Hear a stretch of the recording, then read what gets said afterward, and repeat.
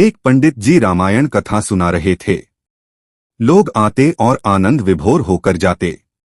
पंडित जी का नियम था, रोज कथा शुरू करने से पहले आइए हनुमंत जी बिराजिए कहकर हनुमान जी का आह्वान करते थे। फिर 1 घंटा प्रवचन करते थे। वकील साहब हर रोज कथा सुनने आते।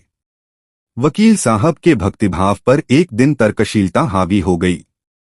उन्हें लगा कि महाराज रोज आइए हनुमंत जी बिराजिए कहते हैं, तो क्या हनुमान जी सचमुच आते होंगे? वकील साहब ने पंडित जी से पूछ ही डाला, महाराज जी, आप रामायण की कथा बहुत अच्छी कहते हैं, हमें बड़ा रस आता है, परंतु आप जो गद्दी प्रतिदिन हनुमान जी को देते हैं, उस पर क्या हनुमान जी सचमुच बिराजते हैं? पंडित जी ने कहा, हाँ, यह मेरा व्यक्तिगत विश्वास है कि राम कथा हो रही हो तो हनुमान जी अवश्य पधारते हैं। वकील ने कहा, महाराज ऐसे बात नहीं बनेगी। हनुमान जी यहाँ आते हैं, इसका कोई सबूत दीजिए। आपको साबित करके दिखाना चाहिए कि हनुमान जी आपकी कथा सुनने आते हैं। महाराज जी ने बहुत समझाया कि भैया, आस्था को किसी सबूत की कसौटी पर नहीं कसना चाहिए। यह तो भक्त और भगवान के बीच का प्रेमरस है, व्यक्तिगत श्रद्धा का विषय है। आप कहो तो मैं प्रवचन करना बंद कर दूं या आप कथा में आना छोड़ दो। लेकिन वकील नहीं माना। वो कहता ही रहा कि आप कई दिनों से दावा करते आ रहे हैं।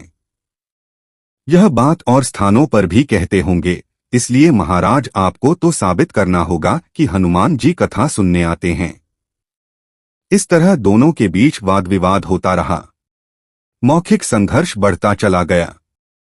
हारकर पंडित जी महाराज ने कहा, हनुमान जी हैं या नहीं उसका सबूत कल दिलाऊंगा। कल कथा शुरू हो तब प्रयोग करूंगा। जिस गद्दी पर मैं हनुमान जी को विराजित होने को कहता हूं, आप उस गद्दी को आज अपने घर ले जाना। कल अपने साथ उस गद्दी को लेकर आना और फिर मैं कल गद्दी यहां रखूंगा। मैं कथा से पहले हनुमान जी को बुलाऊंगा, फिर आप गद्दी ऊंची उठाना। यदि आपने गद्दी ऊंची कर दी तो समझना कि हनुमान जी नहीं हैं। वकील इस कसौटी के लिए तैयार हो गया। पंडित जी ने कहा, हम दोनों में से जो पराजित होगा वह क्या करेगा, इसका निर्णय भी कर लें। यह तो सत्य की परीक्षा है। वकील ने कहा, मैं गद्दी ऊंची न कर सका तो वकालत छोड़कर आपसे दीक्षा ले लूंगा। आप पराजित हो गए तो क्या करोगे? पंडित जी ने कहा, मैं कथावाचन छोड़कर आपके ऑफिस का चपरासी बन जाऊंगा। अगले दिन कथा पंडाल में भारी भीड़ हुई। जो लोग रोजाना कथा सुनने नहीं आते थे, वे भी भक्ति, प्रेम और विश्वास की परीक्षा देखने आए। काफी भीड़ हो गई। पंडाल भर गया। श्रद्धा और विश्वास का प्रश्न जो था। पंडित जी महाराज और वकील साहब कथा पंडाल में पधारे। गद्दी रखी गई।